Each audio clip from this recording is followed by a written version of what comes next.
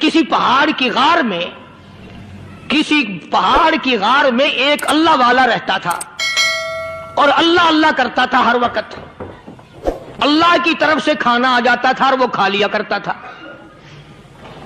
تو خدا امتحان بھی کرتا ہے، آزمائش بھی کرتا ہے. دعا کیا کرو اللہ ہماری آزمائش نہ فرمائے. ہم لوگ آزمائش کے قابل کہاں ہیں؟ تو اللہ پاک نے جب اس اللہ والے کی آزمائش فرمائی تو 3 دن تک کھانا نہ آیا.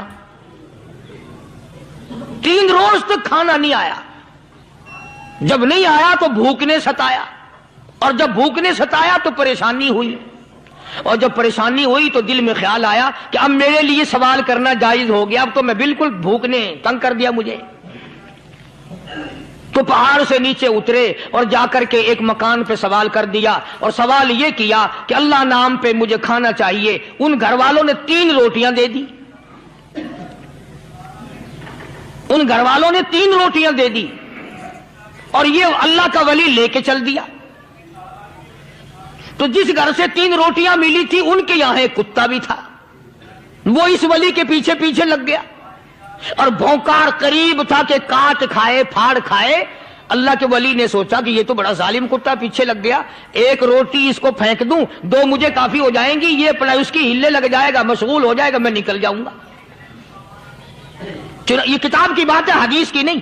تو نفحۃ الیمن کتاب میں واقعہ یوں لکھا کہ کتا 1 روٹی کھا کے پھر بھاگ کے اس ولی کو مل گیا اور بہت بھونکار کاٹنے کے قریب ہوا. تو پھر اللہ کے ولی نے سوچا کہ یار 1 ہی روٹی کافی ہو جائے گی، یہ تو پھر ظالم پیچھے ہو گیا. اس نے دوسری روٹی بھی اس کو پھینک دی. اللہ کی شان، کتا دوسری روٹی کھا کر کے پھر ولی کے پیچھے پیچھے. اس نے سوچا ایسی روٹیوں سے تو یوں ہی بھلے. وہ تیسری بھی پھینک دی. کتے نے تیسری بھی کھا لی، اور جب تیسری روٹی کھا کے کتا بھونکا، اب ولی کھڑا ہو کر غصے میں آ گیا اور کہنے لگا او کتے تجھے شرم نہیں آتی؟ عربی کا لفظ ہے وَمَا دِيمُ الْحَيَا، اور بغیرت کمینے، تیرے مالک نے 3 روٹیاں دی تھی، جس دروازے پہ تو رہتا تینوں کھا لی پھر بھی بھونکتا ہے. 3 روٹیاں میں نے تجھے دے دی پھر بھی بھونک رہا ہے. تو یوں لکھا اس کتاب میں کہ اللہ پاک نے کتے کو بھی زبان دی اور وہ یہ کہنے لگا کہ ولی صاحب ذرا ٹھہرو، خود فیصلہ کرو، تم بے غیرت ہو یا میں بے غیرت ہوں. فیصلہ جناب کریں، میں کتا ہوں، آپ ولی ہیں. جنت کے کھانے کھائے، ارے 3 دن نہ ملا تو آدمی کے دروازے پہ آ کے ماتھا گھسایا، جھولی پھیلائی، بھیک مانگی، مجھ سے قسم لے لو میں کتا ہوں، کئی مرتبہ 8 دن ٹکڑا نہیں ملتا، قسم لے لو اس دروازے کے سوا کبھی کسی دوسرے دروازے پہ نہیں گیا میں.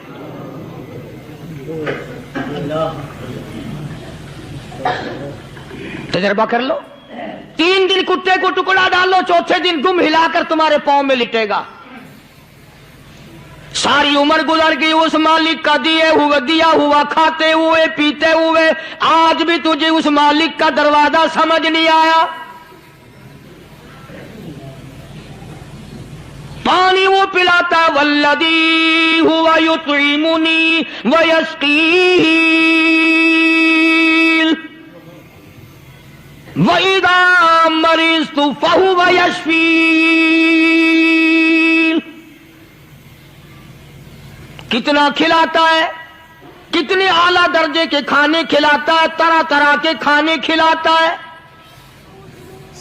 پالا اس نے، سنبھالا اس نے، زندگی اس نے دی، اولاد اس نے دی، خوبصورت بیوی اس نے دی، گھر آباد اس نے کیا. تھوڑی سی پریشانی آ گئی، اب جا کے قبر کے سامنے جھکا کھڑا ہے، اس مالک سے میرا کام نہیں چلا، او 4 گز زمین میں پڑنے والے، تو میری حاجت روائی کر دے.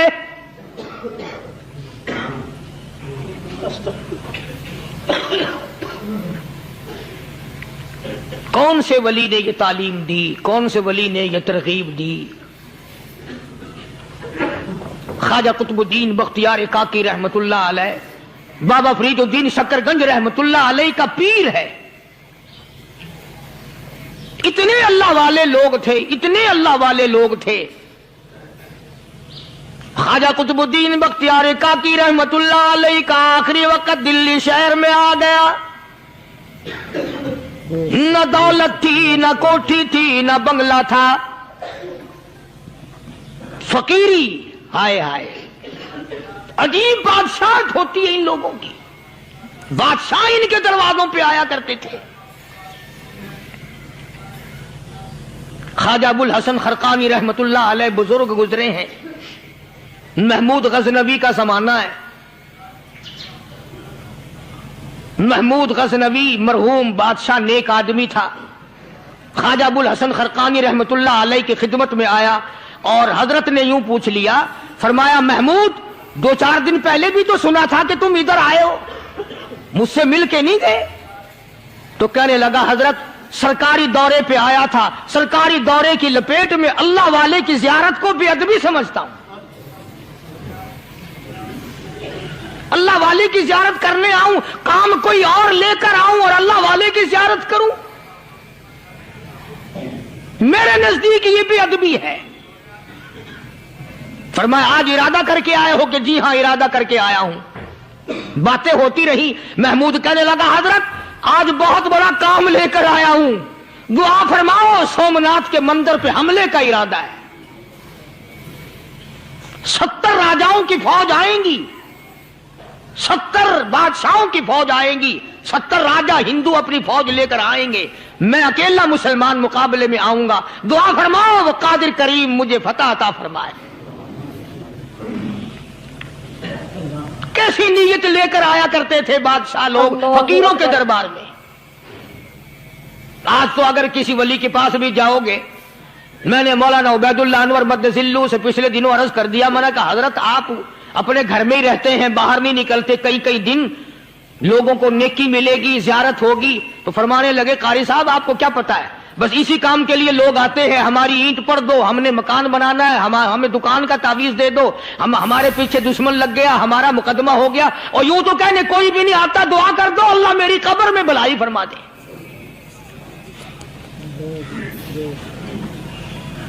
تو محمود غزنوی نے خواجہ ابو الحسن خرقانی سے درخواست کی کہ آپ دعا فرمائیں. اللہ والے نے دعا بھی فرمائی اور اپنا مسلح دے دیا. یوں فرمایا محمود جب مشکل وقت آ جائے اس مسلح پہ کھڑے ہو کر 2 رکعت نماز ادا کرنا. پتا چلا کہ اللہ کی مدد جو ہے وہ نماز کے ساتھ ہے. میں تمہیں بھی بتاتا ہوں، ولی تو میں نہیں. جب بھی کوئی پریشانی آئے، جب بھی کوئی تکلیف آئے، فرمایا استعینوا بالصبر والصلاۃ، نماز پڑھو انشاءاللہ آسانی ہوگی. صبر کر، نماز پڑھ. ان اللہ مع الصابرین، اللہ پاک صبر کرنے والوں کا ساتھی ہے. صبر بھی کرتا جا، نماز بھی ادا کرتا جا. جس سے تیرا بگاڑ ہے یوں بھی سوچتا جا میری طرف سے کوئی ظلم نہ ہو جائے، میں مارا جاؤں گا. چھلا ساتھ لے کر چلا گیا اور اپنی فوج کو لے کر کے سومناتھ کے مندر پہ حملہ کر دیا. مسلمان فوج بڑا سفر کر کے آئی تھی، دور سے آئی تھی، تھکی ہوئی تھی، چور چور تھی. اتنے حالات نہ تھے، اتنے ہتھیار نہ تھے. 70 راجاؤں کی فوج کے مقابلے میں مسلمانوں کو شکست ہو گئی. محمود غزنوی کو خبر دی گئی بادشاہ شکست ہو گئی. محمود نے 2 رکعت نماز ادا کی. اور یہ بھی بتا دوں اللہ والوں کا اتنا ادب کیا محمود غزنوی نے کہ اس مسلح پہ کھڑے ہو کر نماز نہیں پڑھی، اس کو سر کے اوپر رکھ کے نماز پڑھی. مسلح اللہ والے کا سر پہ رکھ لیا اور نماز پڑھی خدا کے حضور میں. اور پھر سر سجدے میں رکھ دیا. او میرے پروردگار بے نیاز خالق و مالک، میں گناہگار سہی، میں سیاکار سہی، میں تیرا بندہ ہوں. او میرے مولا مقابلہ کفر سے ہے، حق پرستوں کی نہ کی تو نے گر دل جوئی نہیں. کان نہ دیں گے بت کے مسلم کا خدا کوئی نہیں. او میرے پروردگار آج مجھے ذلیل نہ کر, آج میری شکست نہ کر, آج مسلمانوں کو شکست نہ دے. اور بے نیاز پروردگار کافر کہیں گے ان کا خدا کہاں گیا. بس محمود غزنوی نے اللہ کے حضور میں نماز ادا کی اور دامن پھیلایا اور سر سجدے میں رکھا. وہ اطلاع ملی کہ شکست فتح میں بدل گئی. چنانچہ جمعے کا خطبہ محمود غزنوی نے سومناتھ کے مندر کے اندر دیا. اس قدر اللہ والوں کو دلچسپی تھی ان معاملات سے کہ قوم کے لیے بھلائی ہو, ملک کے لیے بھلائی ہو, عوام کے لیے آخرت کی دنیا کی بھلائی مقصود تھی. خواجہ قطب الدین بختیار کاکی رحمت اللہ علیہ دلی شہر میں رہتے ہیں. بادشاہوں کا زمانہ ہے. اللہ اللہ کیا عجیب لوگ تھے. آج تو اچھے بھلے دیندار طبقہ نماز پڑھانے والوں کو نماز کے, غسل کے, وضو کے مسائل معلوم نہیں. دوستو ایسا وقت تھا, ایسا وقت تھا سلطان صلاح الدین خلجی رحمت اللہ علیہ کو بادشاہ ہو کر عربی کی بہت بڑی 4 جلدوں میں کتاب ہے ہدایہ بادشاہ صلاح الدین خلجی کو زبان نہیں یاد تھا. اتنی بڑی عظیم کتاب زبان نہیں یاد تھی. وہ بادشاہ بھی ہوا کرتے تھے اور ولی بھی ہوتے تھے. سلطان عالمگیر رحمت اللہ علیہ بہت بڑا بادشاہ ہو کر, اورنگزیب ہے, عالمگیر ہے, اتنا بڑا عظیم بادشاہ, مگر حضور کریم صلی اللہ علیہ وسلم کی 5000 حدیث پاک اس بادشاہ کو زبان نہیں یاد تھی. اور قرآن کا حافظ تھا, قرآن کا قاری تھا, قرآن کا عالم تھا, قرآن کا مفسر تھا, ولی بھی تھا, بادشاہ بھی تھا, اللہ والا بھی تھا. اور اتنا خوف تھا دل میں تمہیں کیا بتاؤں. اللہ اکبر. بادشاہ ہو کر کے کپڑا خریدا, مزدوری کر کے کپڑا خریدا بادشاہ نے, اور کپڑا خرید کر اس کی ٹوپیاں اپنے ہاتھوں سے سی. عالمگیر رحمت اللہ علیہ نے اس کی ٹوپیاں اپنے ہاتھوں سے سی اور چاندنی چوک دلی میں کھڑے ہو کر فروخت کی, بیچی. 6-7 روپے جمع کر کے ایک تھیلی میں بند کر کے اوپر لکھا عالمگیر کا کفن ان پیسوں سے خریدا جائے. کبھی ہم نے بھی سوچا جو رشوت مارنے والا آدمی ہے, بتاؤ اس کے لیے کفن کہاں سے اچھے پیسے تلاش کر کے لایا جائے گا. رشوت کا ہی کفن ملے گا نا. جو آدمی ملاوٹ کر کے پیسے کماتا ہے, فنکاری کر کے پیسہ کماتا ہے, دغا اور فریب کر کے پیسے کماتا ہے, تو آج ہمارا کفن بھی صحیح نہیں, کفن بھی دغا والا, فریب والا, ملاوٹ والا. بلکہ تم تو کہتے ہو کہ آج کل کھانے کے لیے خالص کچھ نہیں ملتا. میں کہتا ہوں میت کو غسل دینے کے لیے پانی خالص نہیں ملتا. یہ جو ہم موٹریں نلکے لگاتے ہیں یہ پیسے کون سے ہمارے خالص ہیں؟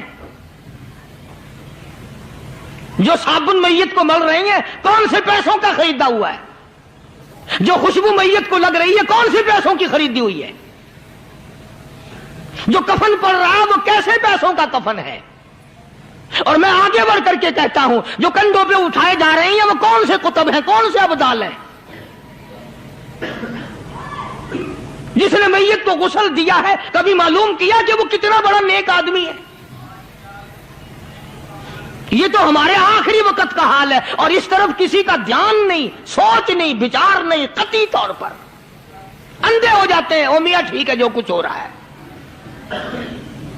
اچھا ایک بات عرض کروں, اللہ تبارک و تعالیٰ کے یہاں جب ہم جائیں گے, اگر اور سارے معاملات کو چھوڑ دو, اللہ پاک یہی پوچھ لے کہ میاں یہ کفن جو پہن کے آیا یہ کیسا ہے, یہ جو کفن پہن کے آیا یہ کیسا, ہم کیا جواب دیں گے؟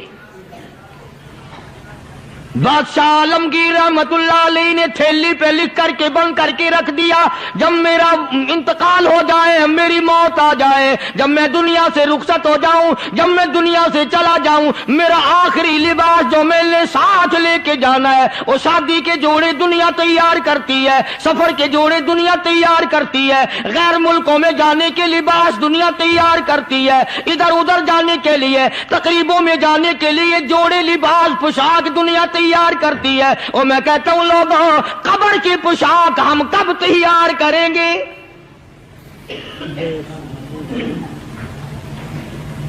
عالمگیر رحمت اللہ علیہ نے خود اپنے کفن کا انتظام کر کے رکھ دیا۔ ہمارے گھروں میں تو اگر کفن کا ذکر کرو تو گھر والے بھی منہ بنائیں گے، چھوڑو تم نے کفن کی باتیں بنانی شروع کر دی ابھی سے ہی۔ اور ایک اور عرض کروں، کفن بھی مقدر والوں کو ملتا، کئیوں کو ملتا ہی نہیں۔ اللہ اکبر۔ کفن نہیں ملتا، قبر نہیں ملتی، نماز جنازہ نہیں ملتی، غسل نصیب نہیں ہوتا، مقدری سودے ہیں۔ نہ یہ دولت سے بات بنتی ہے، اور نہ یہ اقتدار سے بات بنتی ہے، اور نہ یہ سرمایہ سے بات بنتی ہے، یہ تو تقدیروں کے مسئلے ہیں جو مالک نے اپنے ہاتھ میں رکھا ہے۔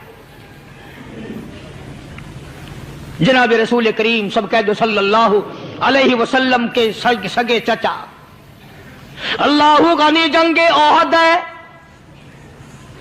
امام الانبیاء محبوب کبریا حضرت محمد مصطفیٰ صلی اللہ تعالی علیہ وسلم کو خبر دی گئی آپ کی حالت بھی زخمی ہے، آپ کا چہرہ انور زخمی ہو گیا، آپ کے چہرے میں خود جو سر پہ اوڑھ رکھا تھا اس کے حلقے کڑیاں چہرے انور کے اندر چلی گئی، نکلتی نہیں، نکالنا چاہتے ہیں، نکلتی نہیں، نکالنے کی کوشش کرتے ہیں۔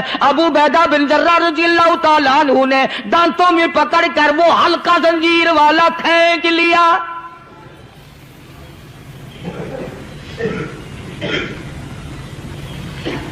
اللہ غنی، ادھر خون کا پھوارا چھوٹا، خون کا پھوارا چھوٹا، اللہ عرش الہی سے آواز آئی، جبریل پر دھپکنے کے برابر جبریل ساری دنیا کا نظام طے کر سکتا ہے۔ توجہ، اللہ نے آواز دی، جبریل، عرض کیا حضور، فرمایا یاد رکھ اگر میرے محبوب کا خون زمین پہ گر گیا تو پھر تو جبریل کا آئے گا۔ سدرۃ المنتہا سے سیکنڈ تو بڑی چیز ہوتی ہے، پل جھپکنے سے پہلے جبریل نے آ کر اس خون کو سنبھالا ہے۔ اتنی عظمت ہے سرکار مدینہ صلی اللہ علیہ وسلم کی اللہ تبارک و تعالیٰ کے یہاں، اور ہر پیغمبر کی۔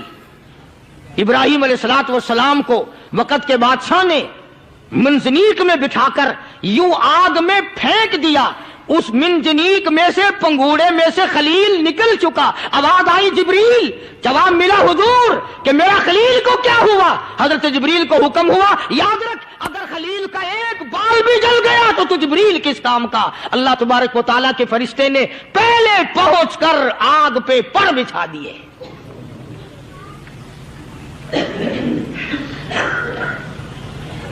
یوسف علیہ السلام کو بھائیوں نے کنویں میں پھینکا۔ اب بتاؤ کنواں کوئی 100-200 گز یا 100-200 میل تو لمبا نہیں ہوتا۔ میں خالق کی بے نیازی تمہیں بتا رہا ہوں، اور اپنے پیغمبروں کی کس طرح حفاظت فرماتے ہیں، سبحان اللہ۔ بھائیوں نے کنویں میں دھکا دیا، جبریل جی یہ کیا ہوا؟ تو میرا نبی آیا، میرے نبی کے کنویں میں جانے سے پہلے تخت بچھا دے۔ جبریل نے پر بچھا کر تخت بنا دیا۔ وہ تو یوں بچاتا ہے، وہ تو یوں سنبھالتا ہے۔ ابو عبیدہ بن جراح رضی اللہ تعالی عنہ نے سرکار مدینہ صلی اللہ علیہ وسلم کے چہرے انور میں سے وہ جو زنجیر کڑی کھینچی، اللہ اللہ، ابو عبیدہ کے 2 دانت نیچے کے، 2 اوپر کے، 4 دانت نکل گئے۔ آج ہمارے دانتوں کو کیڑے کھا جاتے ہیں، کھوکھریں بن جاتی ہیں، نکل جاتے ہیں۔ ابو عبیدہ تو کتنا خوش نصیب جوان ہے، تیرے 4 دانت تو نکل گئے، پر حضور صلی اللہ علیہ وسلم کی تکلیف کو تو نے دور کیا، یعنی آقا کی خدمت کرتے ہوئے ابو عبیدہ کے دانت نکل گئے۔ ادھر اپنی تکلیف ہے، ادھر پتا چلا کالی کملی والے صلی اللہ تعالی علیہ وسلم تیرے چچا کا حال ٹھیک نہیں. صلی اللہ علیہ وسلم بڑا صدمہ پہنچا، بڑا رنج پہنچا. ایک بات کرتا ہوں، توجہ کر کے لکھ کے لے جاؤ، کام آئے گی. بیٹیوں کو بتاؤ، بہنوں کو بتاؤ. سرکار کی نظر پڑی، سرکار کی نظر پڑی. حضرت صفیہ رضی اللہ تعالی عنہ، حضور کی بوا، حضور کی پھوپھی، حضرت زبیر رضی اللہ تعالی عنہ کی اماں، امیر حمزہ رضی اللہ تعالی عنہ کی بہن دوڑی دوڑی آتی ہے. پتا چلا نا مدینے میں کہ بھائی کا حال ٹھیک نہیں، شہید کر دیا گیا. عورت ذات دوڑی دوڑی آئی. حضور نے فرمایا زبیر کون عورت ہے، جا کے روکو، لاش کا حال ٹھیک نہیں، کپڑے پھاڑے گی، جزا فضا کرے گی. میں نے سنا ہے لاش کا حال ٹھیک نہیں ہے. حضرت زبیر نے آ کے روکا، قریب آ کر پہچان لیا حضرت زبیر کی اماں تھی. انہوں نے کہا اماں اجازت نہیں، آگے نہ جاؤ. حضرت صفیہ عرب کی تکڑی مائی، مارا غصہ زبیر کو، اوپر پھینک دیا. کہنے لگے ہاتھ ایک طرف، میں اپنے بھائی کو دیکھنے نہ جاؤں. زبیر کو تو مکہ مار کے پرے پھینک دیا. اور لوگوں توجہ کرو، غلام آپ بھی بنتے ہیں، غلام میں بھی بنتا ہوں. خدا کی قسم ٹائم پہ غلامی کا پتہ چلتا ہے. پھر زبیر کہنے لگا اماں حضور نے منع فرمایا، آگے نہ جا، حضور نے منع فرمایا. خدا کی قسم ذمہ داری سے کہتا ہوں، علماء نے لکھا ہے حضرت صفیہ نے جو پیر قدم آگے رکھنے کے لیے اٹھایا ہوا تھا وہ آگے نہیں رکھا، پیچھے ہٹ کے رکھا ہے. میرے نبی کے فرمان کے خلاف نہ ہو جائے، میرے نبی کے ارشاد کے خلاف نہ ہو جائے. اگر خلاف ہو گیا تو میں ماری جاؤں گی. اور وہیں رک گئی. کہنے لگی او زبیر بیٹے جاؤ، میرے محبوب سرکار مدینہ صلی اللہ تعالی علیہ وسلم سے جا کے کہو میں نے لاش کا حال سن لیا ہے، مجھے سب کچھ پتا چل گیا ہے. جا کے کہو بے شک میں عورت ہوں لیکن گھبراؤں گی نہیں. جب سے میں نے تیرا کلمہ پڑھا ہے میں نے صبر کرنا بھی سیکھ لیا ہے.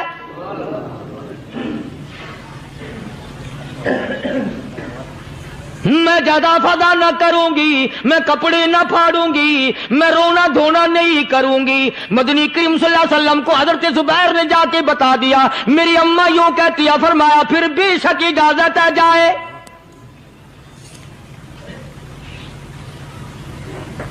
آج کی کوئی مائی ہوتی اتنا حال دیکھ کر بھائی کا نہ جانے ہارٹ فیل ہو جاتا. صفیہ نے آ کے دیکھا اپنے بھائی سیدنا امیر حمزہ کے دونوں کان نہیں، ناک نہیں، لب نہیں، 11 ٹکڑے ہوئے پڑے ہیں. روتی نہیں، گھبراتی نہیں، دڑام سے گرتی نہیں، چہرہ نہیں پیٹتی، ماتم نہیں کرتی. کھڑی ہو گئی، کہنے لگی آ میرے پروردگار میرے بھائی کی قربانی قبول فرما، میرے بھائی کی قربانی کے صدقے میں میرا بھی بیڑا پہاڑ کر دے. اور خبر تو مل گئی تھی نا کہ کپڑے بھی اتار کر لے گئے. بغل میں سے 2 چادریں نکالی ہیں، بغل میں سے 2 چادریں نکالی کہ میرے بھائی کو کفن دے دینا. یوں جو نظر پڑی ایک انصاری نوجوان رضی اللہ تعالی عنہ، وہ بھی ننگا پڑا ہے، کافر اس کو بھی شہید کر کے گر گئے. مسلمانوں ذرا اندازہ لگاؤ، یہ بھی مسلمان تھے، یہ بھی نبی کے عاشق تھے، یہ بھی دیوانے تھے. ایسے وقت میں بھلا ایسی بات کس کو سوجھے؟ ماں جایا بھائی ہو، سگا بھائی ہو، اچھی محبت اور تعلق ہو بہن بھائی کا، اور سید الشہداء حضور نے فرمایا ہو وہ ننگا پڑا ہے، 11 ٹکڑے ہوئے پڑے ہیں. ایسے وقت میں ایسی بات کون سوچے؟ صفیہ کہنے لگی لوگوں ایک چادر اس بھائی کو دو جو میری ماں کے پیٹ سے پیدا ہوا، ایک چادر اس بھائی کو دو جو محمد کے کلمے نے میرا بھائی بنا دیا ہے، جو میرے نبی نے کے کلمے نے میرا بھائی بنا دیا ہے. کل قیامت میں خدا یہ نہ فرما دے صفیہ کفن دینے آئی، خیرات دینے آئی تو اپنے کو دے کے چلی گئی. اللہ اکبر. اب ان میں ایک چادر ہے چھوٹی اور ایک ہے بڑی. پھر کہنے لگی میری چادریں واپس کر دو، ایسا نہ ہو میرے بھائی کو بڑی مل جائے دوسرے بھائی کو چھوٹی مل جائے، اللہ پاک کل یہ نہ فرما دے اگر کفن دینے بھی آئی تو اپنے کو بڑی دوسرے کو چھوٹی، یہ اللہ کی رضا والا تو کام نہیں۔ قرہ اندازی کی، سگے بھائی سیدنا امیر حمزہ رضی اللہ تعالیٰ عنہ کے حصے میں چھوٹی چادر آئی اور اس انصاری جوان کے حصے میں بڑی چادر آ گئی۔ چنانچہ جب محمد عربی صلی اللہ تعالی علیہ وسلم تشریف لائے تو حضور کو اتنا صدمہ پہنچا، میری مستقل کیسٹ ہے سیدنا امیر حمزہ رضی اللہ تعالیٰ عنہ کے عنوان پر، آپ لوگ اسے خرید کے سنیں۔ تم بھی کہتے ہو کہ ہم نے اسلام کی بڑی خدمت کی، ہم نے قرآن کی بڑی خدمت کی، ہم نے علماء اور طالب علموں کی بڑی خدمت کی، ہم نے مسجد اور مدرسوں کی بڑی خدمت کی۔ میں یہ کہتا ہوں آؤ دیکھو تو صحیح کہ ان حضرات نے کہاں تک قربانیاں دی ہیں۔ حضور نبی کریم صلی اللہ تعالی علیہ وسلم جب اپنے پیارے چچا کی لاش پہ آئے، چہرے پہ نظر پڑی دونوں لب نہیں، کالی کملی والے صلی اللہ تعالی علیہ وسلم نے منہ میں جھانک کر دیکھا تو زبان نہیں، ذرا نیچے کو نظر کی پیٹ میں جگر اور کلیجہ نہیں، دونوں ہاتھ نہیں دونوں کان نہیں۔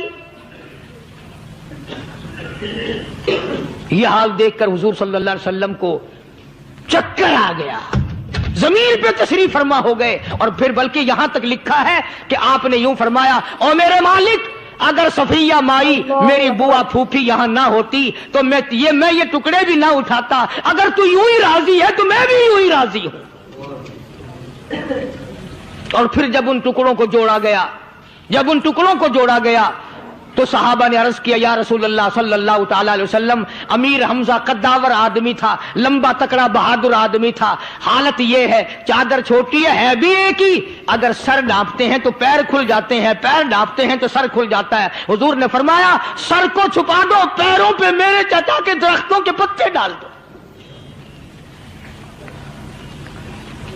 میں یہ عرض کر رہا تھا کہ اللہ والے ہر وقت میں آدمی کی اصلاح کی کوشش کرتے ہیں، اسے بنانے کی کوشش کرتے ہیں، اسے سمجھانے کی کوشش کرتے ہیں۔ اللہ تبارک و تعالی ہر مسلمان کو توفیق دے کہ وہ اپنی زندگی بھر اللہ والوں کی خدمت میں جانے آنے کی، قرآن کی خدمت کی ہر وقت پروگرام بنائے، نیت خیر رکھے۔ کیوں؟ اس لیے اسی کو کہتا ہے کہ لیے پھرتی ہے بلبل چونچ میں گل، لیے پھرتی ہے بلبل چونچ میں گل، اور ڈھونڈتی ہے شہید ناز کی تربت کہاں ہے، تلاش کرتے ہیں جانور پرندے کہاں پر اللہ کی رحمت برس رہی ہے۔ تو ہمیں بھی اللہ کی رحمت کا طالب ہونا چاہیے، اللہ کی رحمت کا متلاشی ہونا چاہیے۔ اللہ پاک مجھ پہ اور آپ سب پر، ساری امت پر اپنا کرم فرمائے۔ آسمانی کتابیں نازل فرمائی، اسی کو لوگ زیادہ چمکاتے ہیں۔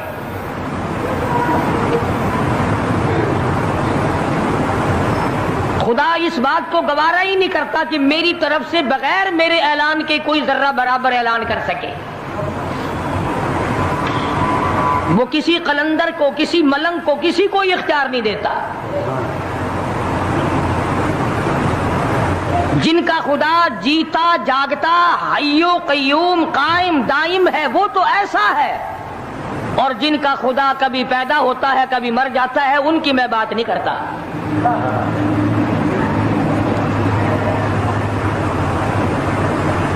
پروردگار عالم نے طریقے کا سوال کر دیا، اگر تم میرے معاملات میں شریک کار بنتے ہو تو آؤ پھر ایک ناخون بنا کے دکھاؤ، اللہ اکبر، ایک بال بنا کے دکھاؤ، درخت کا ایک پتا بنا کے دکھاؤ، پتھر کا ایک روڑا بنا کے دکھاؤ، مٹی کا ایک ذرہ بنا کے میرے سامنے لاؤ۔ پروردگار عالم نے فرمایا چلو تم سے گائے کیا بنواؤں گا، بھینس کیا بنواؤں گا، بکری کیا بنواؤں گا، زمین و آسمان تم کیا بناؤ گے، چاند سورج ستارے کیا بناؤ گے، انسان تو بنانا تمہارے بس کا کام کہاں ہے۔ لَن يَخْلُقُوا ذُبَابًا، تم مجھے مکھی کا ایک پر بنا کے تو دکھاؤ۔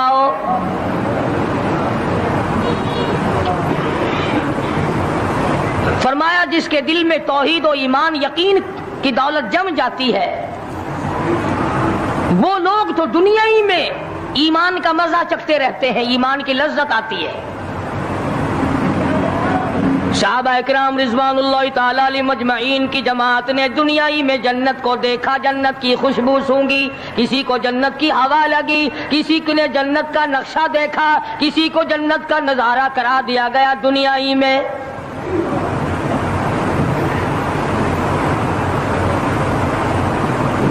خوش نصیب تھے وہ لوگ جنہوں نے محنت سے اپنی آخرت کو بنایا، اپنی قبر کو بنایا، اپنی تمام تر زندگی میں کبھی بے فکری سے بسر نہ کی، رات کو سوچا، دن کو سوچا، صبح کو خیال کیا، شام کو خیال کیا۔ یہ ناپائیدار زندگی ہے، یہ ختم ہونے والی زندگی ہے، اس لیے مجھے دائمی زندگی کی کچھ تیاری کرنی چاہیے۔ ان لوگوں نے کمائی کی اور محمد کریم صلی اللہ تعالی علیہ وسلم کے ساتھ رہے، دنیا ہی میں ان کو جنت کے مزے آیا کرتے تھے۔ من عمل صالحا من ذکر او انثى وهو مؤمن فلنحيينه حیاتا طیبا۔ دوستو، امید کرتا ہوں کہ آپ حضرات نے اس بیان کو پورا سنا ہوگا۔ بیان کیسا لگا کمنٹ میں ضرور بتانا اور اپنے دوستوں کے ساتھ بھی شیئر کرنا۔ اللہ تعالی ہم سب کو اس بیان پر عمل کرنے کی توفیق عطا فرمائے۔ تو دوستو پھر ملتے ہیں اگلے ویڈیو